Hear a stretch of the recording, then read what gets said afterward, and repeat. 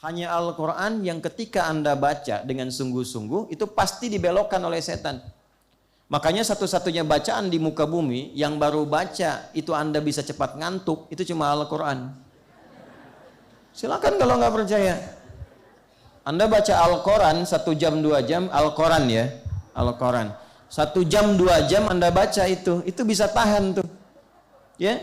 Tapi baca Al-Quran 10 menit itu bisa begini-begini tuh, dan bisa cepat selesai karena memang ada setannya.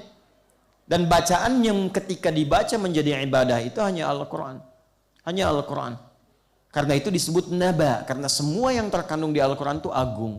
Nah, biasanya begini yang ingin saya katakan, maaf ya, ini kita bicara adab dulu untuk menyempurnakan yang sebelumnya. Maaf sekali, kalau Anda ingin bertemu dengan sosok yang istimewa, yang agung, itu penampilan itu dijaga nggak? Ya, diperbaiki nggak? Pakai baju yang biasa atau yang istimewa? Kalau ibu nih Bu, punya koleksi yang istimewa, disimpannya di tempat biasa, tempat istimewa. Ya. Ibu punya emas misalnya 10 kilo, kan? Ya, Mas Anton. Ibu simpan di tempat biasa atau yang istimewa? Ditutup atau dibuka? Ditutup. Baik ya. Disayang-sayang atau dibuang? Tuh, kan? Dan Al-Quran itu disebut naba. Emas nggak pernah disebut naba. Manusia seagung-agungnya, itu kan?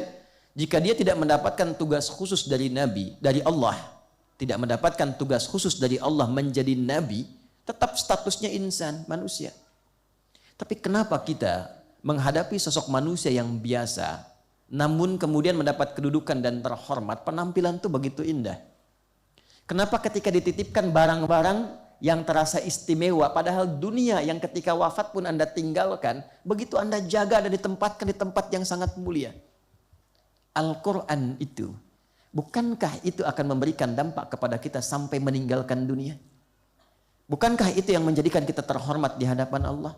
Bukankah itu yang menjadikan seorang hamba mendapatkan mahkota utama? Bukankah itu yang menjadikan seseorang mendapatkan kesempatan memberi syafaat untuk keluarganya? Jadi kalau barang dunia saja begitu diistimewakan, kenapa Al-Quran yang mulia dan agung tidak kita istimewakan? Betapa banyak saya sering kali bersedih melihat seseorang menempatkan Quran di tempat-tempat tidak terhormat.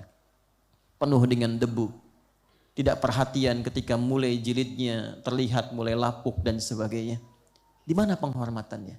Padahal Anda katakan itu naba'ul azim. Sesuatu yang agung, yang tinggi. Kenapa ketika baca Al-Quran senyamannya saja? Mana adabnya? Anda menghadap orang tertentu yang terhormat, kata-kata Anda dijaga. Tapi kenapa ketika baca Al-Quran gak mau belajar untuk membaca dengan benar? Anda mau ngasih pidato dalam peresmian, dalam promosi jabatan, latihan Anda tiap malam. Supaya gak salah bicaranya. Padahal bicara Anda di hadapan manusia. Kenapa ketika Anda membaca Al-Quran dan itu didengar oleh Allah, disaksikan, dilihat, diberi pahala? Kenapa gak dipelajari cara bacanya dengan benar? Dan ketika dibaca dengan benar pun ke hati kan ada dampaknya. Ke jiwa ada ketenangannya. Untuk yang betul-betul membuat jiwa Anda tenang, kenapa tidak serius?